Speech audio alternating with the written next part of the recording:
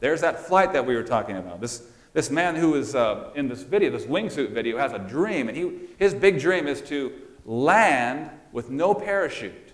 Now, he's really getting his whole technique of flying this wingsuit down to a science. You know, he's helping reinvent the wingsuit, but he's got this contract with this engineering firm to build a ramp to land it with no parachute. He's going to jump out of a plane, not using his parachute. He plans to land on this ramp that's going to slowly deflect his speed and slow him down through a little tunnel, and he thinks he's going to land this thing. So, but I've got news for him. He could actually wait, and he's going to be able to fly anyway if he would just give his heart to the Lord. And he's going to be able to fly this wingsuit without a wingsuit. He can go up, he can go down, sideways, fast, slow, whatever. I think heaven would be a good thing for this guy. The Bible says in John 14, verse 2 and 3, it says, "In my Father's house are many mansions. I go to prepare a place for you." Now, where is he going to go? His Father's house. I go to my Father's house to prepare a place for you. "And if I go," the Bible says, or Jesus says, "to prepare a place for you, I will come again and receive you unto myself, that where I am, there ye may be also." So where did Jesus go? Really clearly, Jesus went up to his Father's house. And where is that? You know, in heaven, the Lord's Prayer. "Our Father which art in..." Yeah, our Father in heaven is in heaven, isn't he? Jesus, I go to him to prepare a place for you, and I'm going to come again to get you so that where I am, where I've prepared the mansions, you can come up there. So it's very clear Jesus is coming down to get his faithful followers and take them back to heaven. Okay? "Our Father which art in heaven." And you remember when Jesus ascended, those two angels that stood back there in Acts chapter 1, verse 11. He says, "You men of Galilee, why stand you gazing into heaven?" Right? They said in Acts 1, verse 11, "This same Jesus which is taken up from you into heaven shall so come in like manner as you have seen him go into..." 3 times they use the word heaven, don't they? They want it to be clear to the followers of Jesus, he's going to heaven. I think we're very clear on that. The Bible's very, very clear. He's gone to heaven. He's in heaven. He's preparing a place in heaven. So just to review real quick, so we have the righteous living with the resurrected saints all going to heaven to reign with Jesus for 1,000 years. Very clearly. Question number 4. What happens to the wicked during the 1,000 years? Or the wicked dead during the 1,000 years? The answer is found in Revelation 20 in verse 5. It says, "But the rest of the dead lived not again until the 1,000 years were finished." Right? When they were finished. The dead didn't do what? Are there living dead during the 1,000 years? Living dead. Living wicked? No, there's not. So if the resurrected saints go to heaven for 1,000 years, they're resurrected, who are the rest of the dead? Very clear, that would be anybody who's not righteous is, by definition in the Bible, wicked. So they're the wicked. Now, are they alive?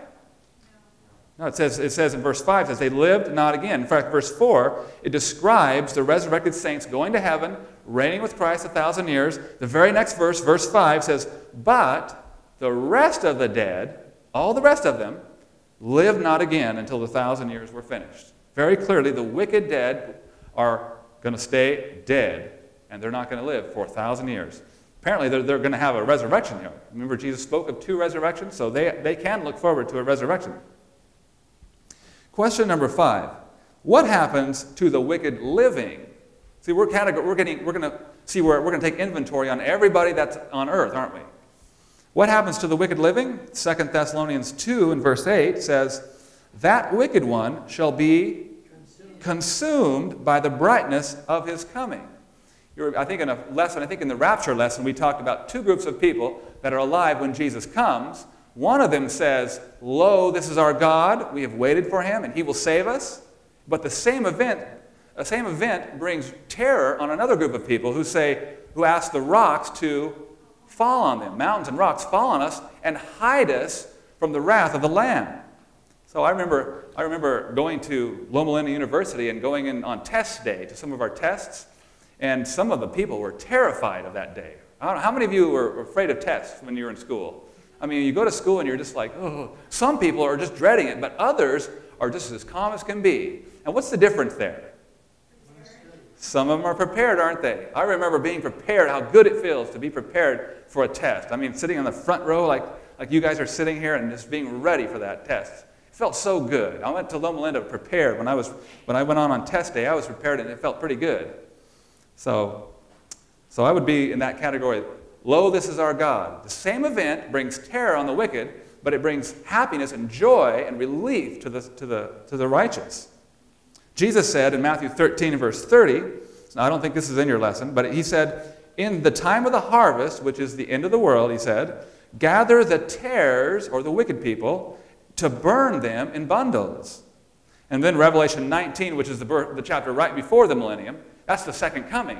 You realize that in Revelation 19, you have the second coming of Christ. Revelation 20, you have the 1,000-year millennium spent in heaven. And then Revelation 21, you have the earth made new.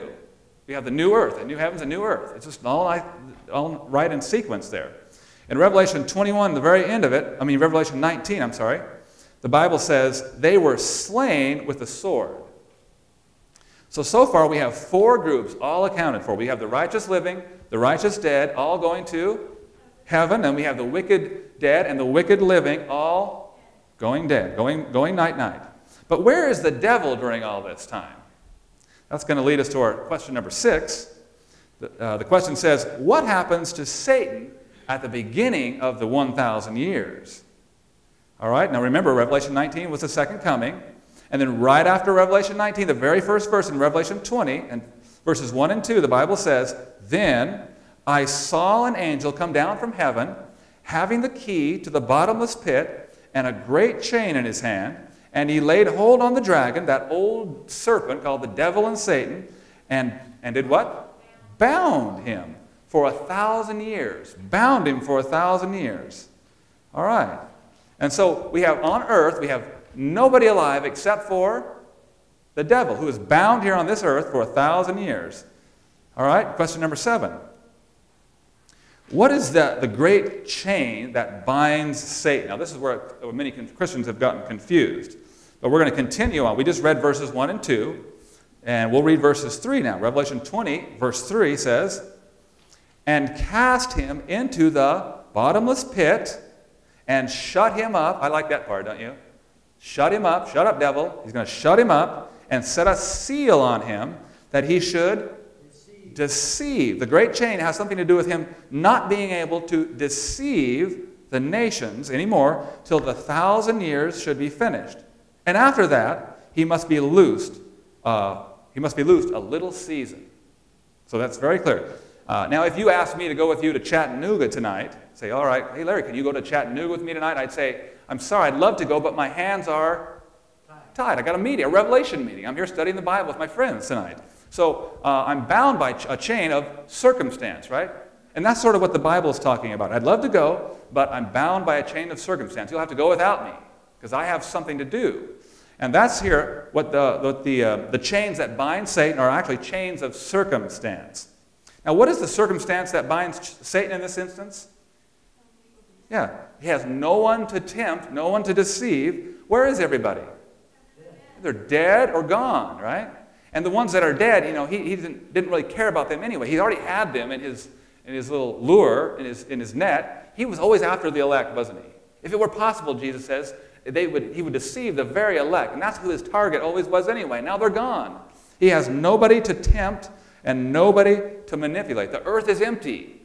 This is very clear. I believe it's very clear. I don't know if this is in your lesson. It may be. Isaiah 24 and verse 1. The Bible speaks of this 1,000-year period and how it's desolate, how the earth is desolate.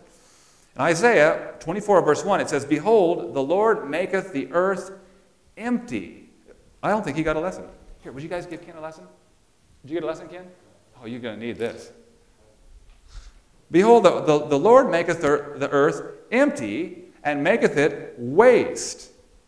Jeremiah 25, speaking of the same time period, verse 33, the Bible says, and the slain of the Lord shall be at that day from one end of the earth, even to the other end of the earth. They shall not be lamented, neither gathered nor buried. They shall be like dung on the ground, just scattered. Now, why aren't they lamented? Why aren't they cried over?